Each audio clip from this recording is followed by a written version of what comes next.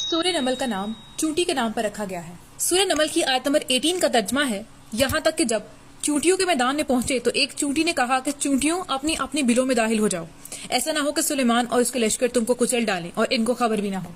इस आयत से हमें ये बात पता चलती है कि चूंटियां आपस में कम्युनिकेट कर सकती हैं, मगर चूंटियों के कान नहीं होते, फिर वो कम्युनिकेट कैसे करती हैं?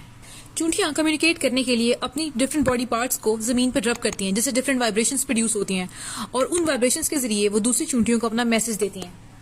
और एक साइंटिस्ट एडवर्ड विल्सन ने 1950 में ये कंफर्म किया था कि चूंटियां एक दूसरे के साथ कम्युनिकेट करती हैं थ्रू केमिकल सिग्नल्स और वाइब्रेशंस।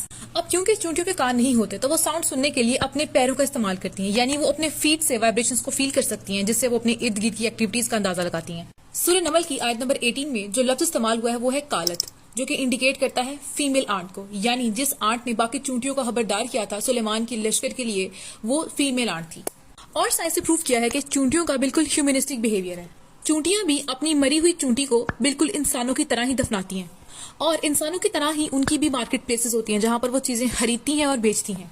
चूंटियों की भी कॉलोनीज होती हैं जहां पर वो रहती हैं और चूंटियों की भी जंग होती है आपस में, और जो चूंटियां जंग में हार जाती हैं वो जीतने वालों की गुलाम बन जाती हैं।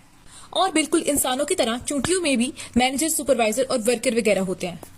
और चूंटियां इतनी समझदार होती हैं कि वो गर्मियों में ही सर्दियों के लिए खाना जमा कर लेती हैं, और अगर उनका स्टोर किया हुआ खाना गीला हो जाए तो उसको बाहर निकालकर ड्राई करती हैं और फिर से स्टोर कर लेती हैं, क्योंकि वो जानती हैं कि नमी की वजह से खाने में जड़ें निकलना शुरू हो जाती हैं, जिससे खाना खराब हो जाता है।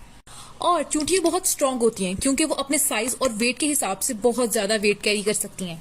और चूंटियां इंसानों से भी ज्यादा पुरानी है। रिसर्चर्स कहते हैं कि चूंटियों की एग्जिस्टेंस दुनिया में 2 लाख साल पहले से है, यानी ह्यूमन की एग्जिस्टेंस से भी पहले से।